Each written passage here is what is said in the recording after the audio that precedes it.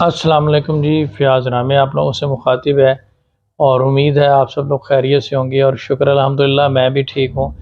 بات کریں گے سیما حیدر کیس کے حوالے سے اور غلام حیدر کے لیٹسٹ انٹرویو کے حوالے سے اور اے ٹی ایس کی کارروائیوں کے حوالے سے اور غلام حیدر کی والدہ کے حوالے سے اور پاکستان میں سیما حیدر کو لے کر کیا چل رہا ہے اس حوالے سے۔ بہت اہم ویڈیو ہے، آپ لوگ پلیز اس ویڈیو کو پورا دیکھیے گا۔ سب سے پہلے تو میں آپ کو بتانا چاہوں گا کہ ایک لیٹسٹ انٹرویو دیکھا جس میں غلام حیدر پاکستان کے اداروں پر برس پڑے اور پاکستان کے پولیٹیشنز کو بددعا دیتے ہوئے نظر آئے، پاکستان کے اداروں کو بددعا دیتے ہوئے نظر آئے اور پاکستان کی حکومت سے شکوہ کرتے ہوئے نظر آئے اور ساتھ ہی ساتھ بھارتی اداروں سے شکوہ کرتے نظر آئے۔ اس کے علاوہ غلام حیدر کی جو والدہ ہیں وہ اس وقت ہاسپٹل میں منتقل ہو گئی اور ان کی طبیعت بہت زیادہ خراب ہے اور وہ اپنی زندگی کی آخری سانسیں لے رہی ہیں۔ ان کی وجہ یہ نہیں ہے کہ وہ کسی بیماری میں مبتلا ہیں یا وہ کوئی سیریس پیشنٹ تھیں، ایسا نہیں ہے۔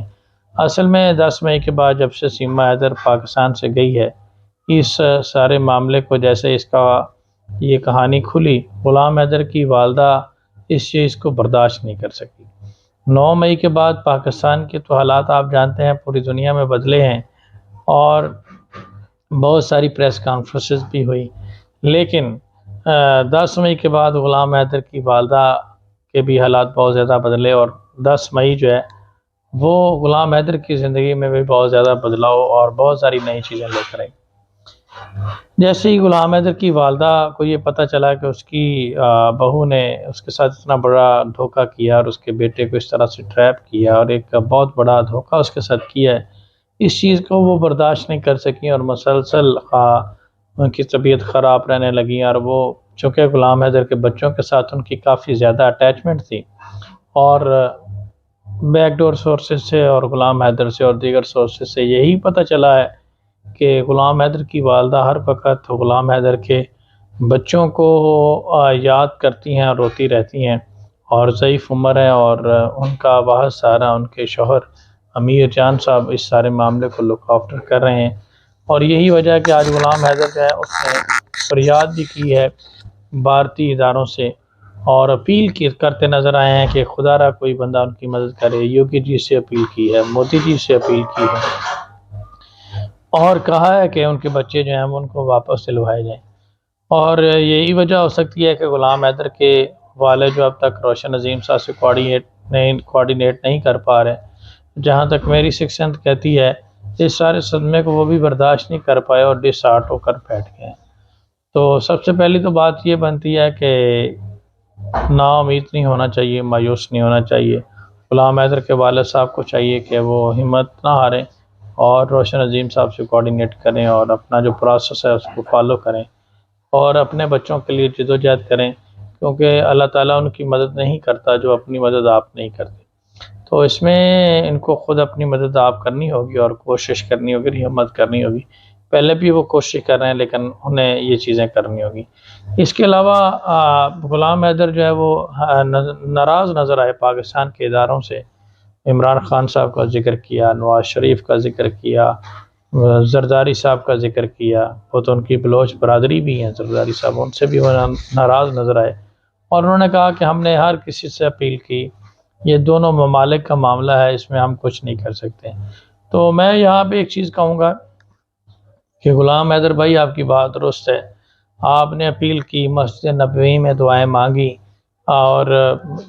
رو کر فریاد بھی کی، لیکن آپ کو کوئی بھی اگر آپ نے لیٹر لکھا ہے کسی پریزیڈنٹ آف پاکستان کو، پرائم منسٹر آف پاکستان کو، تو وہ بھی آپ کو منظر عام پر لانا چاہیے تاکہ اداروں کے معاملے میں حقیقت کھل کر سامنے آ سکے۔ اور اگر آپ نے نہیں لکھا تو دین آپ کو اداروں کو کمیونیکیٹ کرنا ہوگا اور اداروں تک پہنچنا ہوگا۔ اگر آپ سمجھتے ہیں کہ ادارے آپ کی بات نہیں مان رہے تو آپ فی الفور اپنا معاملہ وہاں سے وائنڈ اپ کر کے پاکستان آئیں اور پاکستان کے دفتر خارجہ اور وزیر اعظم کے آفس کے سامنے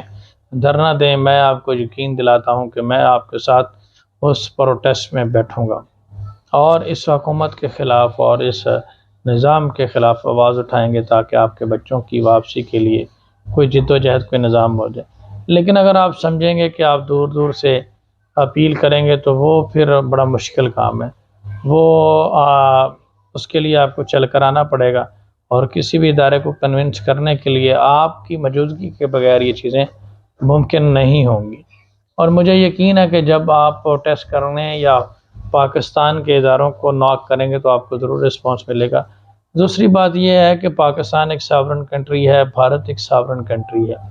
آپ یوٹیوب پہ بیٹھ کے جتنا مرضی روتے رہیں، چیختے رہیں، چلاتے رہیں، اس سے کچھ نہیں ہونے والا۔ آپ کو پریکٹیکلی قدم آگے بڑھانا ہوگا اور بھارت جانا ہوگا،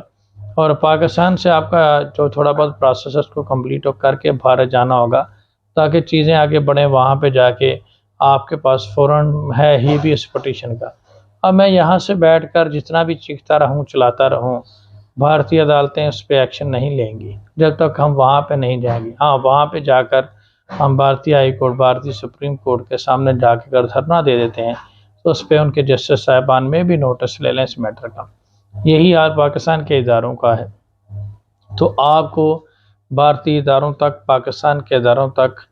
رجوع کرنا چاہیے، اور آپ کے وکیل نے کمیونیکیٹ بھی کیا اس چیز کو اداروں کے ساتھ، لیکن آپ کو فردر اس کو لے کر چلنا ہوگا تاکہ آپ کو کامیابی حاصل ہو سکے۔ تو یوٹیوب کے ذریعے آپ ایک اپنا کر رہے ہیں موقف دنیا کے سامنے رکھ رہے ہیں، وہ بھی رکھیں، وہ بہت زبردست چیز ہے، آپ ضرور رکھیں، لیکن ساتھ ہی ساتھ جو چیزیں آپ نے کمیونیکیٹ کیا اداروں کو وہ بھی سامنے رکھیں لوگوں کے، تاکہ اصل حقائق جو ہے وہ لوگوں کے سامنے آ سکیں۔ بہرحال غلام حیدر کی والدہ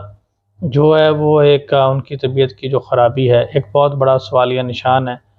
بھارت کی نظام کے اوپر، پاکستان کے نظام کے اوپر۔ سب سے پہلے اس وقت سیمہ حیدر بھارت کے پنجے میں ہیں، اور ان کو چاہیے کہ اس معاملے کو پوری طرح سے انٹیروگیٹ کر کے، اے ٹی ایس ایک بہت بڑا ادارہ ہے اور آپ سوچ بھی نہیں سکتے کہ اس کے اختیارات کیا ہیں اور وہ کیا کر سکتے ہیں۔ تو اے ٹی ایس کو چاہیے کہ پرائرٹی بیس پر بچوں کا فیوچر سیو کرنے کے لیے اس کی مکمل تحقیقات کر کے اپنی رپورٹ پبلش کریں تاکہ آنے والے وقت میں جلد از جلد غلام حیدر کے بچے جو ہیں وہ اس کو مل سکیں۔ اور اس کی والدہ کی ایک فریاد ہے، ایک ماں کی فریاد کو وہ غور کریں، اور اس خاتون کے خلاف اگر یہ کوئی ایجنٹ ہے یا جو بھی ہے اس کے خلاف آپ کارروائی کریں، لیکن کم از کم ان بچوں کی حد تک مہربانی کریں۔ اور کیونکہ غلام حیدر کی والدہ اور پورا کا پورا گھرانہ اس وقت بہت بڑی مصیبت سے دوچار ہے